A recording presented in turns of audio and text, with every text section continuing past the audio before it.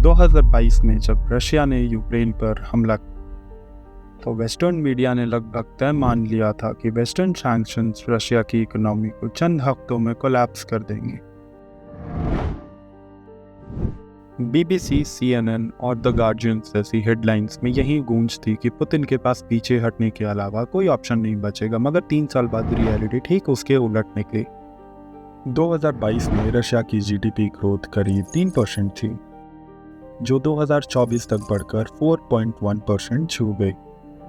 इसका नतीजा ये रहा कि रूस में बेरोजगारी रिकॉर्ड निचले स्तर पर पहुंच गई है। सिर्फ 2024 में ऑयल और गैस एक्सपोर्ट से रशिया ने 20 बिलियन से ज़्यादा रेवेन्यू कमा लिया। ये तब हुआ जब यूरोप और यूएस ने रशियन ऑयल पर बैन लगा रखा था। सबसे बड़ी बात, तमाम वेस्टर्न दबावों के बावजूद रशिया ने यूक्रेन के ईस्टर्न और सदर्न रीजन्स के सहित कई सारे की लोकेशंस पर भी कब्जा जमा लिया है। अब वही वेस्टर्न लीडर्स जो रशिया की हार अनाउंस कर रहे थे, कह रहे थे कि रशिया सोवियत यूनियन के जैसे टुकड़ों में बट जाएगा, आज सीक्रेट मीटिंग्स में सोच रहे हैं कि आखिर रशिया अकेले पूरी वेस्टर्न वर्ल्ड के सामने कैसे डटा रहा। आइए समझते हैं how Russia is surviving. Russia का यह सफ़र अचानक नहीं, बल्कि एक लॉन्ग टर्म सोची समझी प्लानिंग का नतीजा था। उसने एनर्जी एक्सपोर्ट्स पर पकड़ बनाई और डिफेंस सेक्टर्स को हमेशा प्रायोरिटी दी। डॉलर डिपेंडेंस घटाकर इंडिया, चाइना जैसे पार्टनर्स के साथ नए ट्रेड चैनल बनाए।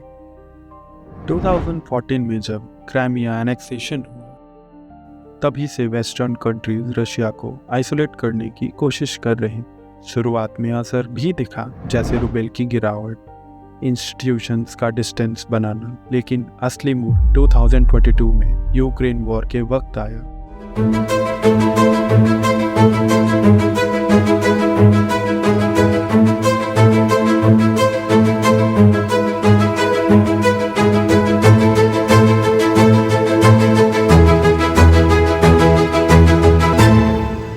जब रशिया पर मदर ऑफ ऑल सैंक्शंस लगा दी गई, 300 बिलियन फॉरेन रिजर्व्स फ्रीज कर दी गई, एनर्जी और डिफेंस टेक पर भी हेवी रिस्ट्रिक्शन स्विफ्ट से भी बाहर कर दिया गया। हर तरफ यही अंदाज़ा लगाए जा रहे थे कि रशिया की इकोनॉमी जल्दी ही कोलैप्स हो सकती है। लेकिन वेस्टर्न एक्सपेक्टेशंस तब फेल हो गई जब रशिया ने अपनी स्ट्रैटेजीज बिल्कुल ही पलट दी। रशिया इंडिया और चाइना की तरफ एक्सपोर्ट बढ़ा दिया। चाइना से ट्रेड $200 बिलियन क्रॉस कर चुका और इंडिया रशिया का बिगेस्ट क्रूड ऑयल बायर बन गया। 2024 में जो इंडिया नाम मात्र ऑयल खरीदता था रशिया से, वही 2024 में हर दिन 18 लाख बैरल ऑयल खरीदने लगा। रशिया ने अपने ऑयल और गैस के एक्सपोर्ट को बनाए रखने के लिए शैडो फ्लीट तैयार की। 400 से ज़्यादा टैंकर्स जो बार बार रूट, रजिस्ट्रेशन और आइडेंटिटी बदलते हैं। शैडो फ्लीट आमतौर पर जीपीएस ऑफ करके C2C ऑयल ट्रांसफ़र करते हैं और नतीजा ये निकला कि ऑयल और गैस की सप्लाई में कभी कोई शॉर्टेज नहीं हुई और रशिया ने रिकॉर्ड अर्निंग की। वॉर शुरू होते ही रशिया ने डिफेंस बजट $132 बिलियन तक बढ़ा दिया। वेपन्स, टैंक्स, इलेक्ट्रॉनिक्स और ट्रांसपोर्ट, हर सेक्टर को बूस्ट मिला। मैसिव इंडस्ट्रियल प्रोडक्शन से न्यू जॉब क्रिएट हुई। इंपोर्ट सब्स्टिट्यूशन पॉलिसी इतनी स्ट्रांग हुई कि जिन चीज़ों के लिए रशिया पहले डिपेंडेंट था, अब वो खुद ही बनाने लगा। करेंसी और ट्रेड स्ट्रक्चर में भी रशिया ने बड़ा बदलाव किया। डॉलर डिपेंडेंसी को कम करके 2024 में चाइना के साथ ट्रेड सीधे युआन और रूबेल में, इंडिया के साथ ऑयल और गैस के अरबों डॉलर के सौदे अब भारतीय रुपए में हो रहे थे, जो बायलैटरल ट्रेड में भारतीय मुद्रा का बढ़ता महत्व को दर्शाता है। 2022 तक भारत ने रूस से तेल खरीदने में रुपए का इस्तेमाल लगभग शून्य मात्र किया था, लेकिन 2024 तक यह बढ़कर लगभग 70% से अधिक हो गया। रशिया यहीं तक नहीं रुका, रशिया ने ट्रेड को गोल्ड में भी स्टार्ट कर दिया। इसके साथ रशिया ने डोमेस्टिक डिमांड और कंजम्पशन को भी बूस्ट किया। Economic stimulus, subsidies, price control, tax cuts, energy subsidies, ये सब दी आम जनता, ताकि लोगों में सैंक्शंस का डर खत्म हो सके। गवर्नमेंट ने इंफ्रास्ट्रक्चर और डेवलपमेंट के प्रोजेक्ट्स में भारी इन्वेस्टमेंट किए। इसका नतीजा ये हुआ कि 2024 तक रूस में वर्कफोर्स पार्टिसिपेशन रेट लगभग 68% तक पहुंच गया, जो पिछले कुछ वर्षों की तुलना में खास बढ़ा है। ब्राज़ील, रशिया, इंडिया, चाइना और साउथ अफ्रीका यानी ब्रिक्स देशों के साथ रशिया का ट्रेड पिछले कुछ सालों में काफ़ी बढ़ा है। इन देशों के बीच आर्थिक और राजनीतिक सहयोग मजबूत हुए हैं।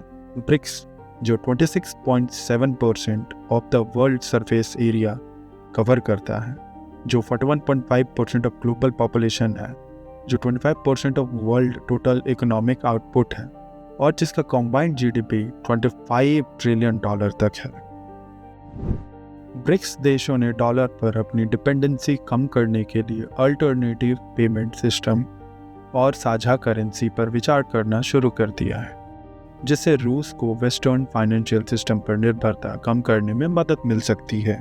ब्रिक्स देशों की योजना एक साझा मुद्रा बनाने की दिशा में बढ़ रही है, जो सीधे तौर पर यूएस डॉलर की वैश्विक प्रमुखता को चुनौती दे सकती है। इस शेयर्ड करेंसी का मकसद है कि ब्रिक्स देशों के बीच व्यापार और वित्तीय लेन देन को डॉलर पर निर्भरता के बिना आसान और कुशल बनाया जा सके। अगर यह पहल सफल हुई तो डॉलर की ग्लोबल रिजर्व करेंसी की स्थिति कमजोर हो जाएगी, जिससे यूएस के आर्थिक और राजनीतिक प्रभाव में गिरावट आ सकती है। इस कदम से वैश्विक वित्तीय व्यवस्था में बड़ा बदलाव हो सकता है। हालांकि रूस की इकोनॉमी में कुछ मजबूतियां आई हैं, लेकिन इसके साथ कई गंभीर चुनौतियां भी सामने आई हैं।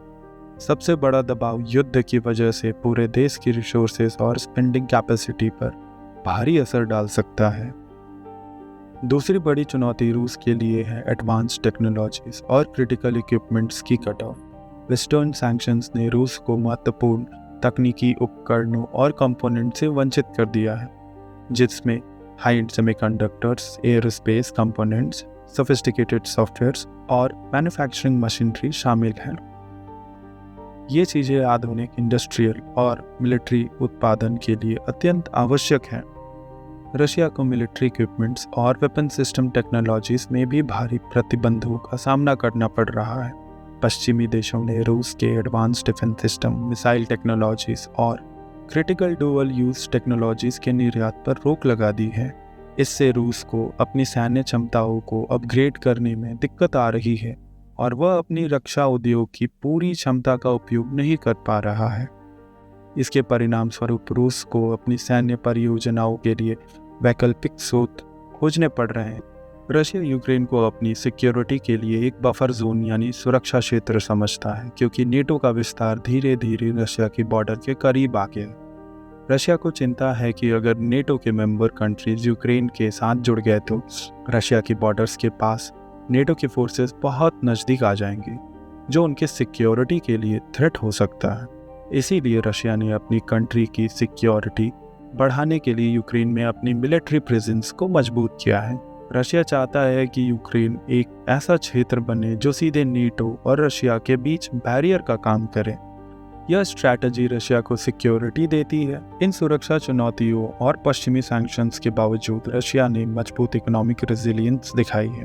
वेस्टर्न सैंक्शंस ने उनके इकोनॉमिक और ट्रेड पर दबाव डाला है, लेकिन रूस ने इन पाबंदियों का सामना अपनी फ्लेक्सिबल ट्रेड स्ट्रैटेजीज, बढ़ते डोमेस्टिक प्रोडक्शन और नई इंटरनेशनल पार्टनरशिप्स के जरिए किया है। आज रशिया की इकोनॉमी सरप्राइजिंगली मजबूत है।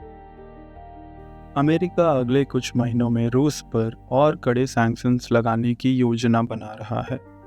इसके अलावा अमेरिका ने भारत, चीन और अन्य देशों पर टैरिफ्स लगा दिए हैं, क्योंकि ये देश रूस के साथ व्यापारिक संबंध बनाए हुए हैं।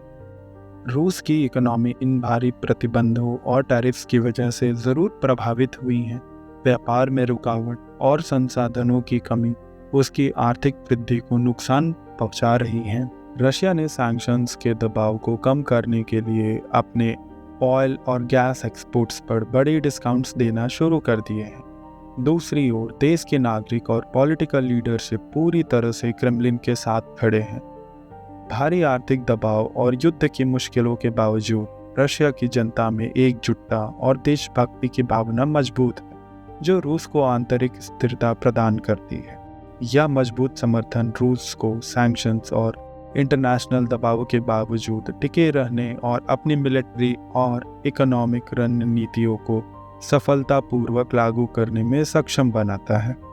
इस एकजुटता और रणनीतिक चतुराई की बदौलत रूस ने केवल कठिनाइयों का सामना नहीं किया, बल्कि विश्व राजनीति और आर्थिक मंच पर अपनी मौजूदगी और ताकत भी बनाए रखी है।